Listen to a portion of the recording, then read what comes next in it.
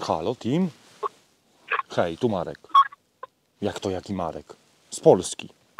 No, bawię się tym waszym arkiem. Wy nie zapomnieliście, że my zarabiamy w złotówkach? I zamiast otwieracza by się przydała mała szpachelka. I obieraczka, no. Dobra, dobra. To przemyślcie sprawę. Pozdrawiam. Cześć, cześć. Take care. Bunch of redneck Robin Hoods. Bunch of redneck Robin Hoods. Hey, we're living good. Back in the woods. Dzień dobry, szanowni państwo. Witajcie na kanale Ekwipunek Dźwigany Codziennie. To wasz ja, czyli Marek. Będziemy rozmawiać o Ledermanie Arku. O nowym flagowym modelu ze stajni Ledermana, który kosztuje 1249 zł.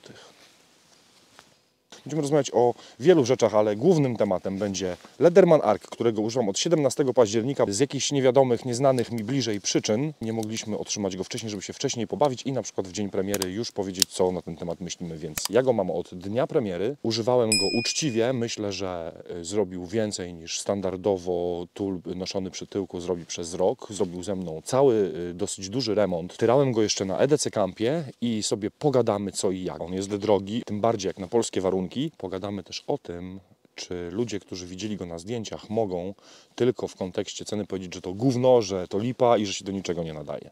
Zapraszam na pogawędkę, pewnie dosyć długą, o Ledermanie Arku i o tym i owym. Chodźcie bliżej, bo wiecie, za duży to on nie jest. Mamy do porównania z Ledermanem Arkiem Signala. Mamy do porównania w takim ślicznym pouchu Serge'a. To nie jest Serge New, tylko to jest ta pierwsza wersja Serge'a. Niuanse. Jesteś tak stary, że masz starego Serge'a? Wziąłem też Soga Power Assista. Tego, którego używałem na co dzień, bo teraz aktualnie od momentu, kiedy go dostałem, ponieważ dostałem go od sklepu militaria.pl za darmo, jeżeli ktoś myśli, że to spowoduje, że recenzja będzie nieuczciwa, czy jest sponsorowana, czy coś, to moim zdaniem się myli, ale może ten film wyłączyć, jeżeli tak uważa i nie da się przekonać, że jest inaczej. Sog Power Assist będzie też do porównania, też wielkości i tak dalej. I jest sam Ark.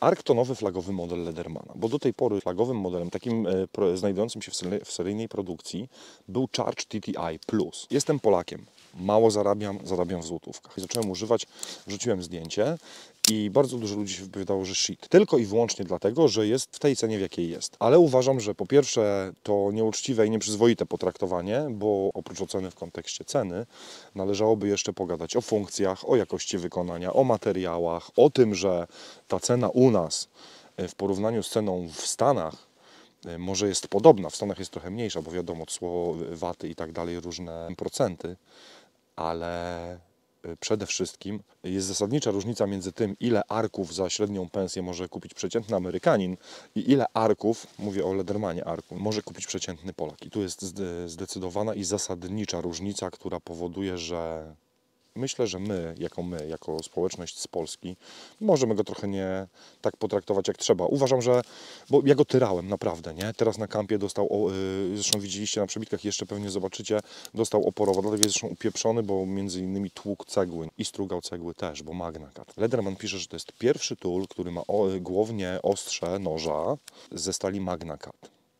Nie pamiętam, jeżeli napisali, że to jest pierwszy tool, który ma głównie z MagnaCut, to się pomylili, bo chyba kilka miesięcy temu był taka limitowana wersja z okazji rocznicy Ledermana. Ten przy tamtym jest tani, bo wyszedł model rocznicowy, limitowany, chyba jakaś taka krótka seria. Garage Number 5 czy Batch Number 5. W każdym razie znalazłem jedną sztukę na Allegro lokalnie za 3200 zł. I tamten miał głownię z Magna Cat, bo był jeszcze Batch 06, ale on był chyba z S35VN miał głownię, ale piątka na pewno miała, był pokryty Cerakote, fikuś, top of the top, taki zrobiony naprawdę dla fanboyów marki. Ten też, bo my możemy go rozpatrywać w kategorii warto, nie warto, to tylko tool. Ktoś napisał, o, kombinerki za 1200 zł. No nie tylko kombinerki, nie? Bądźmy uczciwi. Jest to zestaw narzędzi, to nie są tylko kombinerki, ale do roboty, jeżeli ktoś potrzebuje mieć przy tyłku coś, co wiecie, nie będzie trzeba latać do skrzynki narzędziowej, to kupi Wave'a. Jeżeli nie bardzo mu zależy na tej głowni z Magna Cat, bo tutaj nie ma jakichś specjalnych, wyjątkowych, innowacyjnych rozwiązań. Tu jest bardzo dużo P4, czyli tego chyba jednego z pierwszych tuli Ledermana, które były w tej technologii free, czyli po prostu luźne, z magnesami, a nie stawiające opór przy otwieraniu i przy składaniu, co jest fajne i wygodne.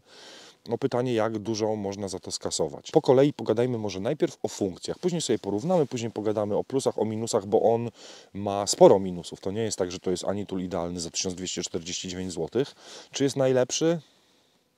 Zależy, nie? Dla kogo i do czego. Dla mnie biedaka przez pryzmat ceny nie jest najlepszy, bo on mi daje nie dużo więcej, za dużo więcej, ale jak ktoś jest fanboyem, bo sam Lederman pisze, że to nie jest, wiecie, to nie jest flagówka, dlatego że on jest niezniszczalny czy coś. Trzeba pamiętać, że to jest wciąż tylko multitool. Ja wiem, że jest drogi. Ludzie piszą, o, nie przeciął mi tam czołgu na pół. No nie przeciął, jeszcze wielu rzeczy nie zrobi, nie? Pomidorówki ci nie ugotuje, bo to wciąż jest multitool i tylko tak trzeba na niego patrzeć, a nie no, jako narzędzie, bo drogie, to które zrobi wszystko. Też na tym bolem, też mnie to frustruje. Też chciałbym zarabiać tyle, żeby sobie za jedną pensję kupić 10 takich, nie? No jest jak jest. Podstawową taką różnicą w porównaniu z innymi toolami jest to, co właśnie ma FreeP 2, FreeP 4, czyli tą luźność otwierania. Można się nim bawić jak balisongiem. Jest łatwiejszy do otwierania jedną ręką. Mam starego Serge'a, który on już swoje przeżył wielokrotnie, nie? Myślę nawet, że to jest Serge Code. Ten Serge dużo przeżył. Ma przebieg i ma też wiek odpowiedni, nie? Ale od nowego tak nie chodził. Ale da się go też otworzyć jedną ręką, bo jest po prostu rozpracowany, nie? Signala da się otworzyć jedną ręką. Też się go da odbite otworzyć, nie? Na początku nie, bo na początku one wszystkie są mocno sztywne, ale później odbity, jak się jedną ręką musi za coś trzymać. I jak z bąkiem w życiu, nie? Czasami lepiej nie puszczać, bo może się coś stać. Power Assist od Soga też chodzi luźno, bo on jest inaczej trochę skonstruowany. On ma tutaj te zębatki, które powodują, że jego się nie da złożyć tak, jak się chce, bo o, widzicie, nie? On chodzi tak jakby na sztywno. No. A ARC jest w technologii free. Zresztą ma ten napis, będziecie widzieli na przebitkach, Build with Free Technology. A nie ma linijki. Ta linijka nie przydaje się super często, nie jest ultra wygodna i tak dalej, ale tam 5-6 cm tych kresek tutaj czasami się przydaje, więc żałuję trochę, że nie ma tych kresek, przynajmniej z jednej strony, nie? Gdzieś tam, no miejsca jest. On się otwiera dlatego łatwo i tak chodzi, to też ma swoje plusy i minusy, bo chodzi luźniutko. Na zamknięciu trzymają go magnesy. Magnesy są tu. I magnesy są tu, które trzymają końcówki szczypiec. I te magnesy trzymają dosyć uczciwie, nie? Także sam to tam trzeba mu pomóc, żeby się rozłożył. Funkcje może, co? Kombinerki. Nieregulowane, bo to też była chyba taka funkcja wow w Ledermanie garażu, że kombinerki były sprężynowe jak w Wingmanie i w Sidekicku. Miały tutaj pokrętło z przecięciem na płaski śrubokręt, że można było go sobie podregulować. Tu są przecinaki do grubego, do twardego i do zwykłego drutu. Są, wiecie, szczypce, którymi odbity można tam spróbować odkręcić nakrętkę, no i wąskie szczypce. Jedną z pierwszych rzeczy, jaka się rzuca w oczy, co też trzeba uczciwie powiedzieć w kontekście ceny. Lederman. O tym się może mniej mówi, mało ludzi o tym wie, zresztą no, tak naprawdę pewnie też nie ma się za bardzo czym chwalić. Lederman USA. W większości tuli, nie wiem w ilu modelach, czy we wszystkich pozostałych, czy w większości, czy w części, w każdym razie półprodukty, czy elementy składowe nie są produkowane w Stanach.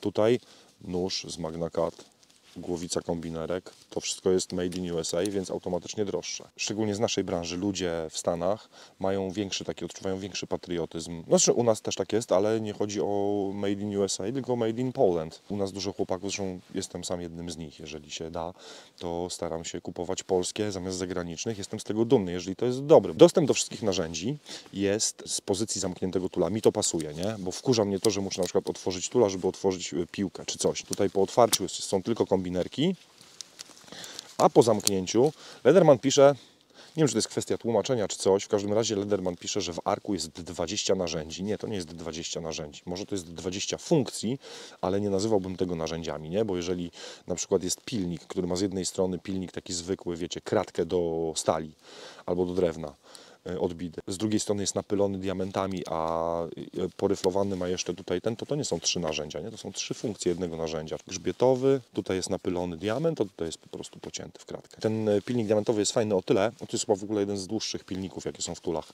ale ten pilnik jest, tak na oko bym strzelał między 400 a 600 gradacji, więc odbity tam gdzieś w terenie można sobie podostrzyć coś. Jest otwierany jedną ręką, bo chyba zazwyczaj pilniki nie były otwierane jedną ręką, ten ma tutaj taki otwór. Dostęp do wszystkich narzędzi, to też mi się podoba i to też jest technologia free, bo tutaj mówię, tutaj koła nie wymyślili na nowo. Wszystkie narzędzia tu mają taki haczyk, który jak się naciska kciukiem, powoduje, że wszystkie narzędzia wychodzą, wszystkie naraz, nie? I później trzeba sobie wybrać, które się chce, a resztę zamknąć.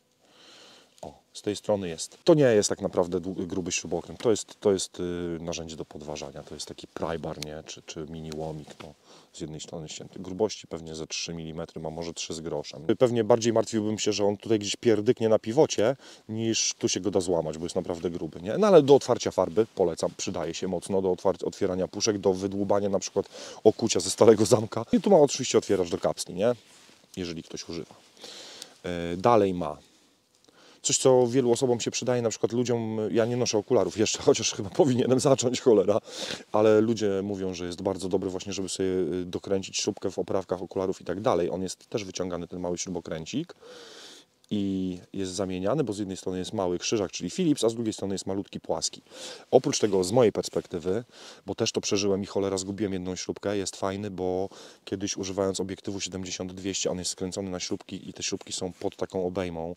Ta obejma zaczęła mi tam coś grzechotać, jak ją zdjąłem, to spadła mi śrubka i koniec, i kaplica, a to są też takie zegarmistrzowskie śrubki, więc to wtedy też, żeby sobie taką luźną śrubkę dokręcić w obiektywie, dla mnie pasuje. Są poza tym dłuższe, bo w innych tulach są zazwyczaj krótsze, ten dostęp jest dłuższy trochę, bo te mocowania są krótsze i de facto wszystkie narzędzia są krótsze. Minus jest taki, który zauważyłem wczoraj i dzięki Bogu mam to, bo to znalazłem, ale rozpierdzielając cegłę, bo on tutaj ma taki, widzicie, on tu ma, zobaczcie, taki pobijak, nie? On się składa z 2 części. Jeszcze może robić za płaskie szczypce takie, zaciskanie czy coś można tutaj nim przeprowadzić, ale ma to, co jest pobijak mini młotkiem. I ten młotek jest wytrzymały i twardy, napierdzielałem nim cegłę. Fakt, że ta cegła była trochę mokra, trochę zleżała, ale i tak mimo wszystko myślę, że dał radę. On u mnie w domu przy remoncie był używany, żeby pobić kołek, żeby coś tam w drewnie dobić półkę do półki, czy tam dobić drewko do drewka, żeby kołki się zlazły, więc spoko daje radę. Lepiej niż ręką. Ale w momencie, kiedy napierdzielałem, tu jest, jak widzicie, on jest taki niezabezpieczony, bo duży bit jest zabezpieczony, a ten tutaj się opiera nie opiera, ale jest blisko tego skosu od kombinerek i jak zacząłem walić tym, to mi po prostu wypadł stąd ten mały śrubokręcik. Na szczęście go znalazłem, ale tak, to by był wściek i pewnie, nie wiem ile, ale pewnie kilkadziesiąt złotych musiałbym zapłacić za pasówkę. Z tej strony jeszcze, oprócz tego rzeczonego podważaczo dużego płaskiego śrubokręta i małego dwustronnego śrubokręta, jest szydło.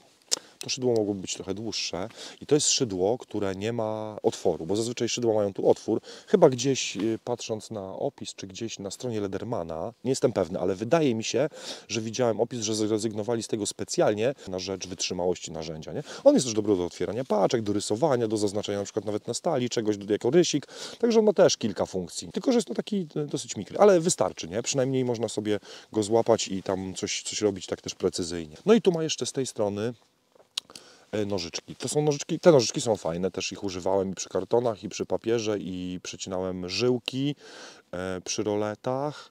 No robiłem parę rzeczy i też są spoko te nożyczki, dają radę. Widzę, że niektórzy używają, tak mi strasznie niewygodnie w ten sposób używać, że ta wajcha, która się rusza, jest w dole.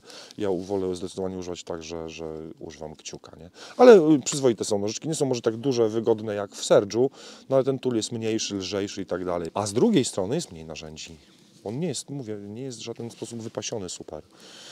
Tu jest otwieracz do konserw rzeczony, który mógłby być małą szpachelką, nie? Przy remoncie, albo obieraczką, żeby sobie kartofla oskurować, albo cebulkę. Polska i drogi tool, powinien mieć obieraczkę do cebuli, kurde. I tu jest standardowy, chociaż też chyba trochę dłuższy niż w innych toolach, mocowanie na bity te dwustronne, tylko te bity są kurcze luźne. Ale jak się kręci, to już w tą stronę nie latają, więc jest spoko. Tutaj jest taki haczyk wbudowany na stałe, żeby jak się zamknie bita, to żeby ten bit w tamtą stronę nie wyleciał, bo go ten haczyk tam trzyma, podpiera go po prostu, nie na końcu, a na ten mały śrubokręcik trzeba uważać, szczególnie jak się używa tego narzędzia. Co mi się mega podoba, tym bardziej, że ostatnio Wam mówiłem, zresztą mnie wkurzało jak nieszczęście, to jest ten Signal, którego Wam recenzowałem niedawno. I ten klips tu, o Jezus Maria, no chodź. Więc po tym Signalu, jak zobaczyłem ten klips, mówię, o to jest klips, to jest Bóg wszystkich klipsów w toolach, nie? Na stałe, sztywny, na 2 śruby montowany i do tego jeszcze można sobie przełożyć z drugiej strony. Może mi się wydaje? Nie, chyba mi się nie wydaje. On jest dosyć śliski taki, więc w rękawicach mniej, ale bez rękawic jak się pracuje, to on potrafi uciekać. Jak tam się człowiekowi ręce zestresowane mu nie pocą, czy coś tylko ma suche, to potrafi gdzieś tam uciekać, trzeba go przytrzymywać czasami. O blokadzie warto powiedzieć, bo tym bardziej jeżeli ktoś nie miał styczności z blokadą w Free, czyli w tym P2, P4, to tutaj są blokady takie, to jest jedna blokada, którą się kciukiem po prostu podnosi. To jest taki spine lock chyba, trochę jak backlock, nie? Więc jak się otworzy narzędzie, otwieranie noża tutaj tym kołkiem, ale ten kołek jest super do otwierania, jest quick deploy, czy quick deployment, ale też ma minus ten kołek i to mnie wkurzało, szczególnie przy cięciu kartonów, to też Wam zaraz powiem. Ale blokada wygląda tak, że jak jest zablokowane narzędzie i tutaj ten języczek odsuniecie do góry, zresztą będzie widać, bo on jest w całości, widzicie? Odsuwacie go do góry i wtedy można sobie, jeszcze nie jest tak rozruszany, żeby się zamykał, jak wiecie, jak benek na Axisie, nie? Jak Benchmade na Axis Locku, że w tą stronę sobie można go... Nie, jeszcze za sztywno jest. Myślę, że to jest najszybciej otwierający się Lederman do tej pory, który powstał, ale zamyka się jeszcze tak. Może z czasem to przyjdzie, bo ja zamierzam go jeszcze poużywać. No to też jest fajne, nie?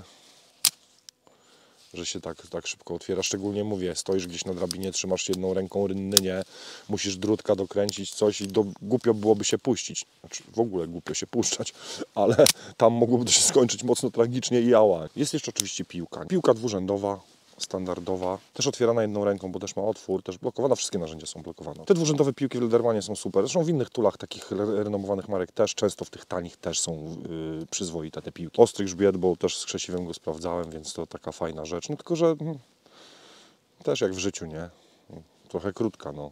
Ale trzeba walczyć z tym, co się ma. Teraz sobie pogadamy o samej stali, o Magna Cut i później sobie pogadamy o plusach i minusach. Przepraszam Was, to będzie długi film, ale też chciałem przyzwoicie potraktować tego toola, przyzwoicie potraktować Was i chciałbym, żeby ktoś, jeżeli się zastanawia i tak dalej, miał taki naprawdę przekrój. Też porównanie z innymi, chociażby wielkości. Oczywiście to są tylko moje przemyślenia, ja mogę się mylić, mam swoje preferencje, mam swoje skrzywienia. Ktoś może wziąć tego samego toola do ręki i tak samo starać się zrobić uczciwą na przykład recenzję, czy uczciwie wypowiedzieć się na jego temat i odczucia mogą być zupełnie inne i tak naprawdę to nie, że jeden mówi prawdę, a drugi kłamie. To nie będzie tak. Po prostu każdy ma inne wrażenia i do tego jeszcze każdy robi inną robotę tym toolem. Bo trzeba pamiętać, że to jest wciąż narzędzie zapasowe i to ma zastępować skrzynkę z narzędziami, jak nie chcecie jej taszczyć, ale nie zastąpi skrzynki z narzędziami, nie zastąpi dobrego łomka takiego, nie zastąpi dobrego zestawu śrubokrętów, nie wiem, od wichy, czy wery, czy czegoś, nie zastąpi zestawu dobrych szczypiec, czy knipeksów, czy czegoś. Nie można postawić znaku równości tutaj. Ale z drugiej strony za 200 gramów z groszem, jak się coś zesra gdzieś na trasie, w aucie, coś tam i tych wszystkich narzędzi, które by zajmowały całą skrzynkę i ładne parę kilo ważyły, macie to, no to lepszy ryc niż nic. I w tych kategoriach trzeba rozpatrywać tule, ja tak na nie patrzę. Robiąc remont, mimo że miałem dostępną skrzynkę z narzędziami, trochę z premedytacją używałem bardzo dużo tula, miażdżącą większość rzeczy, takich właśnie wyciąganie kołków, podważanie, coś tam, zdrapywanie cholernych naklejek, które po prostu podobno nie zostawiają śladów w łazience od haczyków, nie? To wszystko robił Lederman Arc. Uważam, że mówienie mówienie, że lipa tylko dlatego, że jest drogi, jest nieuczciwe i jest krzywdzące dla tego narzędzia. Mimo, że też uważam, że jest za drogi, że jest przeceniony i mnie boli. Stal. Magna Cut. Powinno się nazywać Magic Cut, bo to jak ta blacha tnie. Ostrze jest pokryte DLC, czyli Diamond Like Carbon. To jest pokrycie węglowe, które jest mocno odporne na uszkodzenia. Najlepsze DLC chyba... Tak mi się wydaje, wiecie, to jest też subiektywne odczucie. Mam wrażenie, że najtwardsze DLC, jakie widziałem, to jest na nożach Cold Steela. Na Reconie to DLC to jest szaleństwo. Tutaj, przez to, że też rozbijałem i strugałem nim cegły, no to się pojawiły ryski. Nie wiem, czy zobaczycie. To od piasku, od kamieni i tak dalej, nie? No, ale jest porysowany mocno. To tak specjalnie, nie? Żebyście widzieli, że go używałem. A Magna Cut to jest stal, która powstała relatywnie niedawno. Specjalnie na potrzeby tych takich najbardziej renomowanych noży, wiecie, limitowane wersje i tak dalej, bo często jest tak, że te wielkie marki renomowane, na przykład nożowe, puszczają nóż na przykład ze 35 VN powiedzmy, a jest jakaś limitka, która wtedy jest wykonana identycznie, tylko że na przykład z blachy Magna Cut. Ona jest nierdzewna oczywiście, agresję cięcia ma szaloną, nie? Naprawdę się zakochałem, zobaczycie, robiłem featherstiki i tam widać dokładnie, jeżeli ktoś to robi, albo robił kiedyś, to będzie wiedział, o co chodzi. Featherstick, czyli pierzasty patyk, czyli puklenie, czyli po prostu struganie drewka na, wiecie, na takie łatwe do rozpalenia krzesiwem strużyny chyba, co? Na blogu Ledermana jest cały artykuł, wywiad taki z gościem, który współtworzył tą stal. Myślałem na początku, że porobiły mi się po zdzieraniu z ceramiki, z kafelków, tych naklejek, wydawało mi się, że porobiłem takie mikrochipy, wiecie, takie mikro wykruszenia mi się porobiły i wczoraj po cegle miałem to samo wrażenie, ale po prostu okazało się, że krawędź tnąca była brudna. Chciał, nie chciał, używam i używałem i będę pewnie używał, mam nadzieję, noży z różnych blach i ona robi piorunujące wrażenie, nawet na ludziach, którzy jakieś tam doświadczenie z nożami z różnej blachy mają. Mało tego, paradoksalnie w ogóle, i to jest mało logiczne, ona jest mega twarda, mega agresywna, jeżeli chodzi o cięcie i paradoksalnie bardzo, bardzo łatwo się ostrzy, nie? Ostrzyłem, kurczę, na płytce z Lidla, moment. O nożu mam dużo do powiedzenia dobrego, jeżeli chodzi o blachę. Kształt widzicie, taki shipfoot. No jest brzuszek inny jest profil tej głowni, tu jest shipfoot, więc ten brzuszek jest zdecydowanie mniej wydatny. Leder ma swoje ostrza, nieząbkowane, ostrzy na 16 stopni, ale przez to, że ma kołek, który jest świetny do otwierania, nie? I naprawdę uważam, że to jest najwygodniej otwierające się ostrze we wszystkich Ledermanach świata, to ten kołek trochę przeszkadza przy ostrzeniu, bo tak jest bliziutko. Do tego, co mnie wkurza, też zobaczcie to, bo to już jest taki, to już jest minus powodujący, że on jest mniej użytkowy. Nie chciałbym, żeby się zrobiła paralaksa. Widzicie, gdzie zaczyna się ostra krawędź tnąca i widzicie, gdzie jest kołek, nie?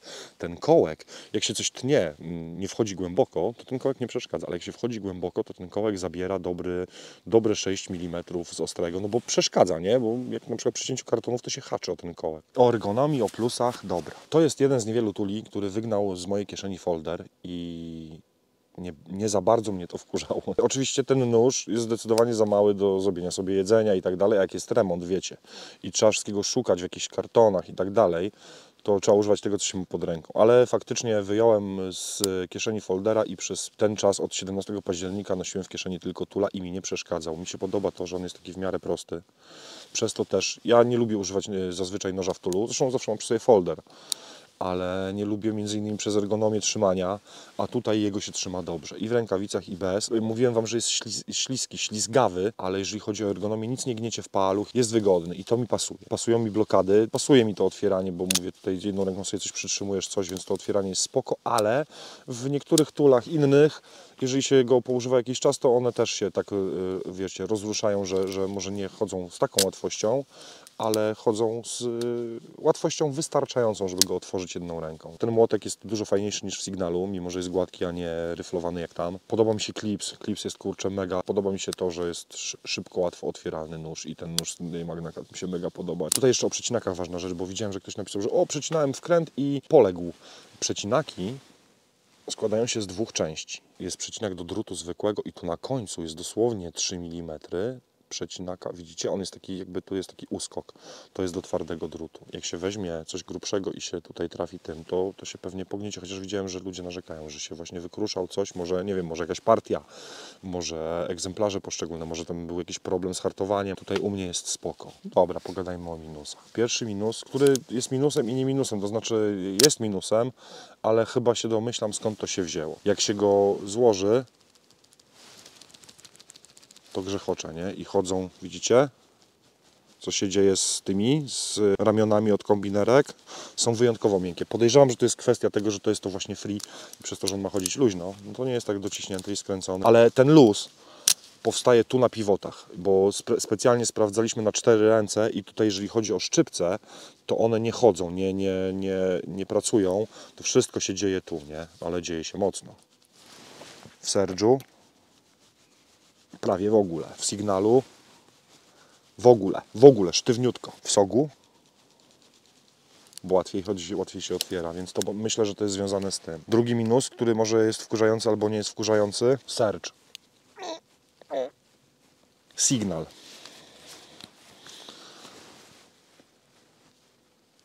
Ark. I to mnie wkurza, bo jak potrzebuję coś złapać mocno, przyłożyć siłę albo przeciąć drut, to chcę tą siłę włożyć w przecinanie albo w robotę, a nie w to, żeby się bawić gumisiowymi tymi, nie? Ramionami. Jest giątki. To może być wkurzające. Może to nie ma wpływu jakoś specjalnie na pracę czy coś, ale ma wpływ na psychologię, nie? Pracy. Wkurza mnie parę rzeczy.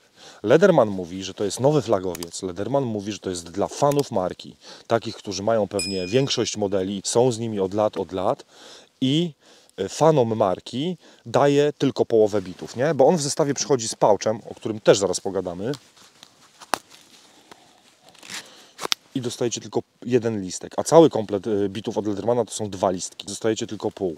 Dla fanów marki w Tulu za 1249 zł powinien być komplet bitów, a nie połowa kompletu bitów. To mnie wkurza. To jest pouch, bo tak jak zresztą analogicznie we Free P4 na pewno, bo widziałem u Przemasa ten pouch, tylko ten pouch już nie wygląda tak jak ten tutaj. Ja go też nie nosiłem w tym pouchu. Jeżeli robisz Tula do roboty, to nie rób go w popielu, który jest taki sino-papuziaty z lotu czmiela, trochę gołębi, bo on będzie zaraz wyglądał jak papier toaletowy i to wcale nie pierwszej świeżości. Jeżeli to ma być faktycznie do roboty, nie na półkę, albo żeby się polansować na promenadzie. To jest stary, ale to jest naprawdę stary pouch, nie? Od Ledermana, zobaczcie. To były pouche. Kurde, to były... Tylko, no ja wiem, to jest... No jestem stary, nie? No, zobaczcie. Ten pouch ma... O matko. Też miał gumki już wychechłane, bo to już były różne latarki i tak dalej. Tu sobie tylko kiedyś dołożyłem klipsa, bo nie lubię wydziewać paska ze spodni, żeby go założyć i zdjąć. Sobie dołożyłem klipsa. Tu była gumka, a tu była skóra taka, wiecie. To było coś, to był tool, nie? To był, kurczę, pouch, nie? Jak to był chyba do Surge'a właśnie, oryginał. Jak to brałeś do łapy, to czułeś, nie? Że on cię nie zawiedzie. A jak bierzesz to się zastanawiasz, nie? Czy nie masz za luźnych spodni? I jaki cień do powiek założyć, żeby pasował, nie? Nie, no trochę się śmieję, ale ej, nie róbcie tak, nie? Zróbcie czarne, kurczę, pouche i się nie wygłupiajcie, no ej. Nie, że tam świnio, maczo, morderca, samiec, alfa, sigma, beta czy coś tam, bo to nie o to chodzi, ale chodzi o praktyczność. A najbardziej to mnie wkurza, to jest oryginalny pouch od tego Tula. To jest oryginalny tool. Ten pouch jest o tyle fajny, że tu macie z jednej strony przegródkę, w którą wchodzi połowa bitów. Tu macie drugą przegródkę, w którą powinna wchodzić druga połowa bitów, ale nie dali. Tu wchodzi tool. Nie jest rozpracowany, bo mówię, nie używałem go, ale wchodzi tool. Widzicie, chowa się prawie cały. Ciężko go złapać, trzeba włożyć paluchy, tam wepchać i się zamyka. Pouch. Oryginalny od tego Tula, nie?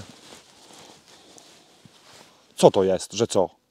Ja wiem, że się nie da zgubić, nie? Ale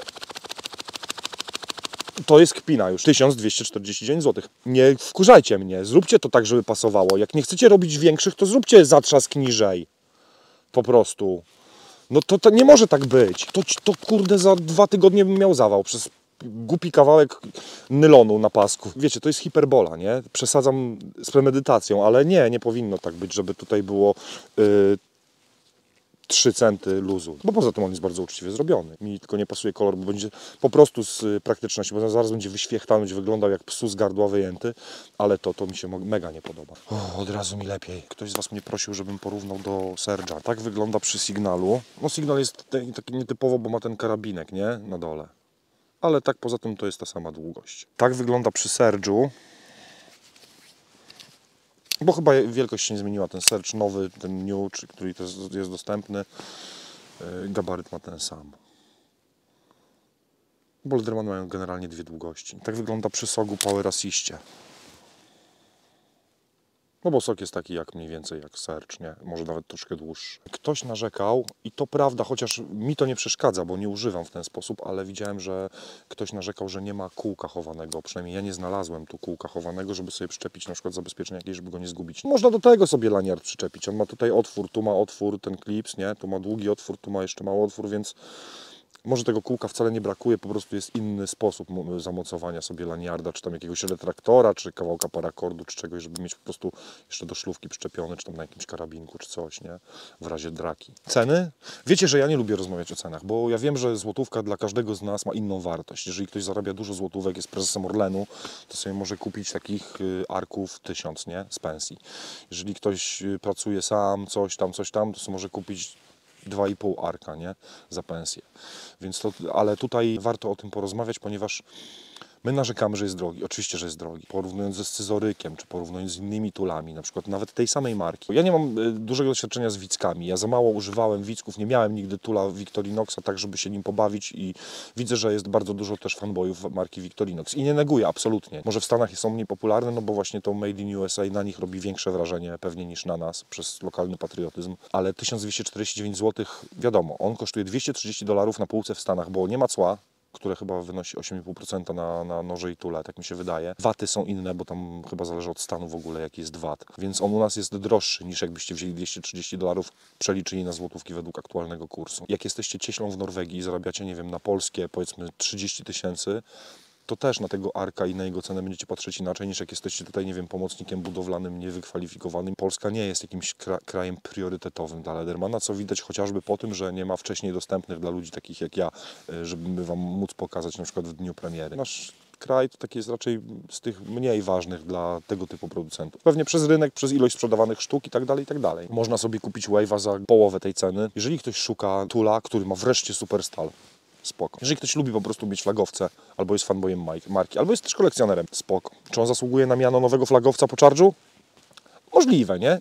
Na 100% nie jestem przekonany, no ale charge się starzeje. Garage był tylko takim szybkim rzutem, więc może tak. Ta technologia free z tym luźnym takim otwieraniem, ja się godzę z tym, że on tam trochę grzechocze, trochę latają te rączki, bo ta wygoda otwierania jest spoko, naprawdę. A cena? No wciąż nie. Dla każdego z nas złotówka ma inną wartość. Przypomnę jeszcze raz, ja go dostałem za darmo do testów, do pobawienia się, do poużywania, do nagrania recki. Gdybym miał go kupić, nie kupiłbym go, nie? Bo po prostu ja wiem, ile kosztuje rozwód i to, ile to trwa, ile to kosztuje nerwów, więc to się by nie opylało w moim przypadku. Jednocześnie nie można powiedzieć, że dlatego, że on jest taki drogi, to jest lipa, bo to nie jest lipa narzędzie, to jest bardzo dobre narzędzie i mi się nim super pracowało i dawał radę i to ostrze z Magna Cut to jest szaleństwo. To jest wszystko kwestia tego, jak bardzo macie popieprzone wełbie. Ja na szczęście mam popieprzone wełbie, ale na wiele rzeczy mnie nie stać. Zresztą też chciałem wam powiedzieć jedną rzecz. Ktoś powie, o niewdzięcznik, tyle minusów i tak mówi o tulu, a dostał go za darmo od militariów. Ale po pierwsze, nie biorę wszystkiego, co popadnie od wszystkich firm, które się do mnie odzywają, to jest jedna rzecz. A druga rzecz, staram się współpracować, no można powiedzieć, że to jest współpraca, nie? Dostałem go za darmo, mówię, że to jest od militariów, więc to jest też jakaś forma promocji, ale Militaria to jest jedna z tych firm, które nigdy w życiu, jak coś pytały na przykład, czy chcę przetestować i tak dalej, nigdy w życiu nie próbowały mi nic narzucić. Kiedy ma być recenzja, że dostaniesz coś, a za 3 dni masz zrobić recenzję i powiedzieć jeszcze może, że go używałeś 3 miesiące. Nie. Więc Militaria jest jedną z tych firm, które nie mają żadnych uwag, nie próbują kupić mojej opinii. Czasami jest tak, że widzicie na przykład gdzieś tam coś, jakąś reckę. Nie mówię nawet, że na polskim YouTubie naszym, nie? Tylko w ogóle.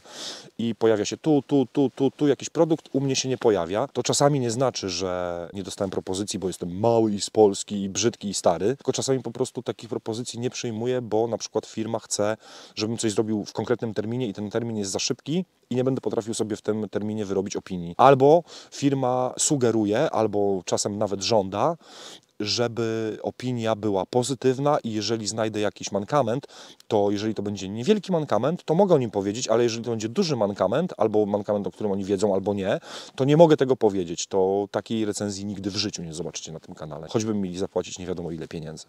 Mimo że jestem biedny i nie stać mnie na arka. Tacy ludzie jak ja, nie mówię, że jestem wyjątkowy, bo może w naszej branży wszyscy są tacy, albo przynajmniej miażdżąca większość, ale my dostajemy po tyłku wtedy za tych ludzi, którzy biorą wszystko, co popadnie i za odpowiednią ilość złotówek po prostu powiedzą wszystko, co sobie życzy jakaś firma, bo złotówki. To jest dupa, nie recenzja, to jest promocja, jakaś, nie wiem, reklama, czy prezentacja, czy coś, ale recenzja musi zawierać opinię, a żeby była rzetelna, ta opinia też musi być rzetelna, musi powstać na bazie jakichś doświadczeń, nie tylko przeczytania opisu producenta i musi potrwać. Może tak się egzaltuje czy coś, ale naprawdę jeżeli chodzi o Militaria, to... Bo wiadomo, nie? To jest firma, która robi to, żeby zarabiać pieniądze i tak dalej, ale nigdy w życiu Militaria nawet nie zasugerowały mi, że coś mam zrobić kiedyś, albo że coś mam powiedzieć, czegoś nie mam powiedzieć. Jak znajduję minusy, tak jak tutaj minusów to nie jest narzędzie idealne, absolutnie. Jest fajne, ciekawe, nowoczesne i tak dalej, ale nie jest idealny, ma minusów w wuchtę, nie? Jak to mówią w Poznaniu. I Militaria też nigdy nie miały do mnie pretensji o to, że na przykład mam coś od nich, czy dostałem od nich gratis, czy kupiłem sobie od nich i powiedziałem jakieś, wiecie, staram się zrobić to przekrojowo, staram się szukać plusów, minusów i wyrabiać sobie opinię jak najpełniejszą. Nigdy nie mieli pretensji, że powiedziałem, że coś jest nie tak z jakimś produktem i tak dalej. To doceniam mocno i pozdrawiam Militaria, tak trzymać. Fragment niesponsorowany, ale trzeba było to powiedzieć, bo bywa z tym różnie, nie? No wy tego nie wiecie, bo nie macie z tym styczności. Ja o tym wiem, bo dostaję różne te maile z różnymi propozycjami. Niektóre to po prostu, niektóre to powinny wylądować w sądzie jako jakieś tam, nie wiem, zniesławienie czy uwłaczanie ludzkiej godności. Więc to chciałem powiedzieć. A z ciekawości jeszcze sprawdziłem. Średnia pensja u nas w tej chwili to 7 000 złotych brutto. I tak sporo, nie? Ale pewnie prezesi rzeczonych spółek Skarbu Państwa zawyżają trochę tą stawkę. A średnia pensja w Stanach, znalazłem z zeszłego roku, bo z tego roku nie mogłem znaleźć, a nie miałem czasu, żeby grzebać głębiej, to $4012. Jest różnica, nie? Za 7 000 brutto, czyli nie wiem ile to jest na rękę, koło piątki, można sobie kupić 4 z groszem arki. Za 4 koła papieru można sobie kupić 17,4 arka. To jest spora różnica. Czy można za to winić Ledermana? Nie powinno się i dlatego właśnie też chciałem o tym powiedzieć, bo uważam, że część z naszej społeczności myślę, że potraktowała to nieuczciwie, nie? Pewnie, że też mnie to frustruje, nie? Że to jest takie narzędzie, że ja pierdzielę, bym musiał z pół roku odkładać po 200, żeby sobie go kupić. Dużą składową ceny jest to, że Lederman sam wymyśla, nie kopiuje, tylko ma jakieś laboratoria, robi jakieś prototypy, pracują nad tym inżynierowie, sztab ludzi, to też kosztuje. Halo? Mizeria? Ogórki. No dobra. Chcesz pozdrowić widzów kanału Ekwipunek Dźwigany Codziennie? Oj, złapa. Żona pozdrawia. Na pewno częścią składową jest to, że Lederman ma 25 lat gwarancji. Ileś procent tego tula jest dołożone na ewentualne serwisy późniejsze, a z tym nie ma problemu. Ktoś napisał właśnie mi komentarz wczoraj pod postem, którego wrzuciłem, że jeżeli połamiesz kilka narzędzi, to będziesz już wiedział, że im tańszy tul, tym lepszy. Ale jak kupisz tula za 100 czy 2 i go połamiesz, to musisz kupić drugiego za 2. A jak kupisz sobie takiego, nie mówię o konkretnym tym modelu albo w ogóle o tej konkretnej marce, ale o marce renomowanej. Nie wiem jak jest z SOG-iem, z gwarancją. Ale na pewno Victorinox i na pewno Lederman, jeżeli sobie kupisz go raz, możesz go tyrać, jak go złamiesz. Już nie mówię o tym, że go zniszczysz, na przykład w trakcie jakiejś roboty, która jest ważna, albo właśnie jakaś awaria, coś. Ale w momencie, kiedy go kupujesz raz, to masz właściwie gwarancję, że cokolwiek go nie zniszczysz, to go odsyłasz, za chwilę masz sprawnego przynajmniej. Jeżeli połamiesz 5 narzędzi po 200, to już zapłaciłeś za te tanie tule dużo drożej niż jak sobie kupisz raz Wave'a, nie? I będziesz go niszczył regularnie. Chociaż jestem zwolennikiem tego, żeby nauczyć się używać narzędzi i po prostu ich nie niszczyć, nie? I znać ich ograniczenia, bo gdybyście chcieli przeciąć te 34 na pół, to może nie dać rady. To wciąż tool, nie? To nie są pełnoprawne narzędzia. To też jest wciąż tylko stal, blacha, jakieś tam łączenia, śruby, torksy. O, fajne jest też to, bo na to zwróciłem uwagę. W tym cholernym charge'u tytanowym, jak go rozbierałem, żeby wysłać okładki do Makara, którego też serdecznie pozdrawiam, żeby mi je zrobił niebieskie, to są te cholerne torksy, wiecie, z tym jeszcze bolcem na środku, nie? Z zabezpieczeniem. A tu są zwykłe torksy. I to chciałem powiedzieć o Ledermanie Arku. Dziękuję za uwagę. Mam nadzieję, że Wam to się przyda. Pewnie kogoś zniechęciłem, co chciał kupić, a pewnie kogoś namówiłem, kupi przez tą recenzję, bo mu się coś tam spodoba i później będzie zawiedziony.